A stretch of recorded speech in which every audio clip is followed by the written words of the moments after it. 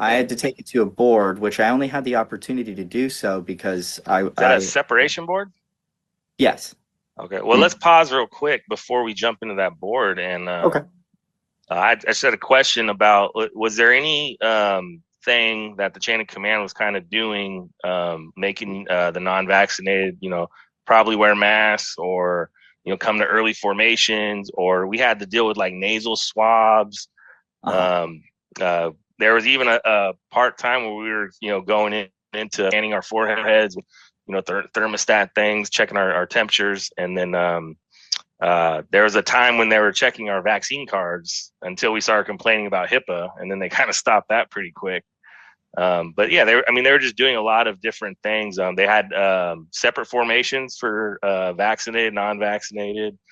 We had to go see medical personnel, talk about the vaccine. We had to stay after work after every left to do more paperwork and counseling. Like this, is there anything like that going on?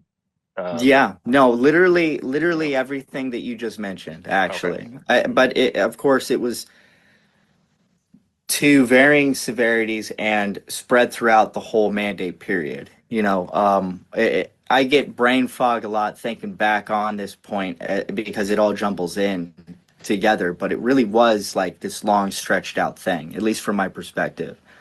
So we did see things at varying various times, like separate formations. We did things like ROM, where it was like for a week or 14 days, you had to be in your barracks room or in your dwelling. You couldn't come out. And were they dropping And food off to you guys? yeah, for the barracks, if you were living, out on your own, then you were probably receiving BAH, so you were expected to fend for yourself. But as far as the barracks guys go, yeah, they would send Marines, a lot of times unvaccinated Marines too, to go to the chow hall with masks on, out in public. Like it wasn't just the craziness was all over the place. At one point, you couldn't even be outside without a mask. And then, no, you can be outside without a mask, but you have to have one on your person in case you have to go indoors at all, or you are going to be in formation, even though we're going to make you stand 6 feet apart in the formation. So all that craziness that happened, the type of mask, that was a big deal. That was a big deal. You couldn't, they would accept the medical ones, but they didn't like them. They wanted you to wear this black, solid colored, cloth piece of shit over your face at all times. You couldn't wear your neck gaiter. A construction mask wasn't good enough. So they didn't like all this hodgepodge, mix mashing people were doing. They wanted it uniform. They love their tyranny. They want it uniform. And that was just, all of it was insane. I mean, they were putting signs up and footprints in front of everywhere. Yeah, when you said footprints, We went you're through the talking same about shit.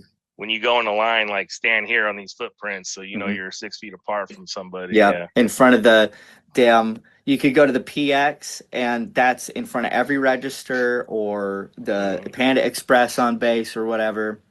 Yep. Even in they have a Wendy's on base in Camp Lejeune, and they had to put those down too. At one point, they wouldn't allow anybody to come in to receive food. You could only go through the drive-through. Yeah. Were people walking up to the drive-through because they didn't have cars? They tried that, but that ended up in every safety brief. I mean, don't do that. Yeah. Don't do that. Just get in the car with your buddy or whatever. But we can't. We got to be 6 feet apart. You won't let us. Yeah. It's all So like humiliation ritual.